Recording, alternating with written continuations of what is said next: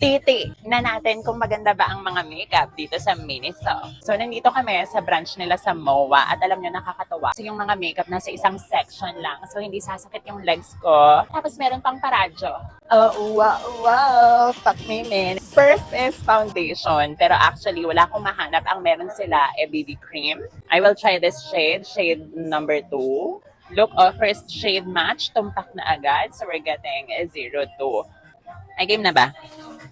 Okay, next is concealer. Katabi lang ng ating BB cream. Andito na siya. And usually, kilala nyo ako, I want the lightest shade pagdating sa conceal because I wanna brighten my under eyes. So ito, 01.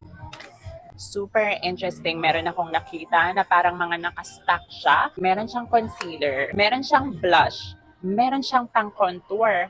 And last step, meron siyang powder. Tapos tingnan nyo, magkakadikit talaga sila. So, hindi mo kailangan bilhin pa isa-isa. Although, feeling ko may ibang mga shades to sa ibang branch dito. 02 lang. 349 pesos ang isa. Subukan natin.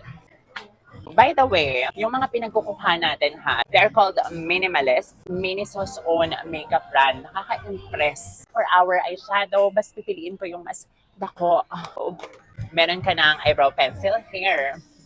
Sa kabila naman, meron ka pang brow gel. This one, meron ka ng spoolie, meron ka pang eyebrow pencil, at meron ka pang liquid eyeliner. So, syempre, ito yung pipiliin natin, sis. Fuck me, Miniso. Oh, so aside sa Minimalist or Miniso's own brand, meron din silang ka-tie up na Focalure. Nakikita nyo na to sa mga TikTok shop, sa Orange app. Collaboration with Cinnamon Raw.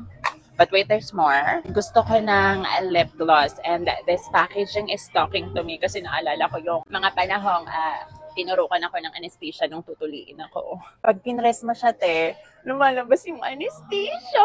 Gusto ko yun mga nilalabas. Merong dalawang shades, 02 at 04. Since si 04 yung nasa pink na box. Oh, wow, wow. Fuck me in minutes. Ba't ba ang bastos ng kanta dito?